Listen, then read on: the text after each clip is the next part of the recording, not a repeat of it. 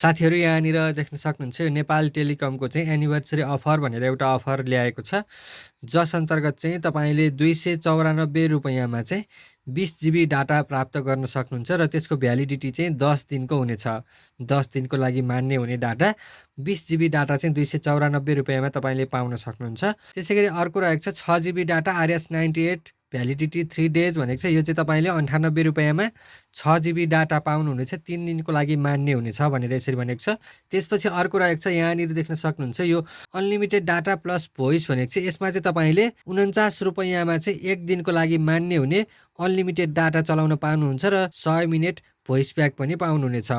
अब यो चाहिँ कहिलेदेखि कहिलेसम्म लागू हुनेछ भनेर यहाँनिर लेखिएको छ, देख्न सक्नुहुन्छ। यो चाहिँ फ्रम माघ 22 टु माघ 29 भनेको छ। यो चाहिँ माघको 22 गतेदेखि माघको 29 गतेसम्म भनेको छ। र त्यसपछि तलपट्टि यसलाई एक्टिभेट गर्ने तरिका पनि यहाँनिर दिएको छ। जस्तै यहाँनिर देख्न सक्नुहुन्छ *1415 *11# डायल गरेपछि यसलाई एक्टिभेट गर्न सकिन्छ। जस्तै अब यहाँनिर एकपटक गरेर हेरौँ। सबैभन्दा पहिला तपाईले आफ्नो मोबाइलको डायल प्याडमा आउनु होला। त्यसपछि *1415 *11 गरेर # डायल गरेर यसलाई चाहिँ तपाईले डायल गर्नु होला यसरी।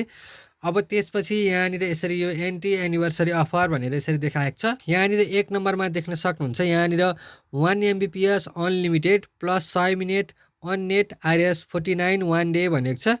यो चाहिँ तपाईले 1 MBPS unlimited data plus 100 minute voice pack तपाईले पाउनुहुनेछ ₹49 मा 1 दिनको लागि मान्य हुनेछ।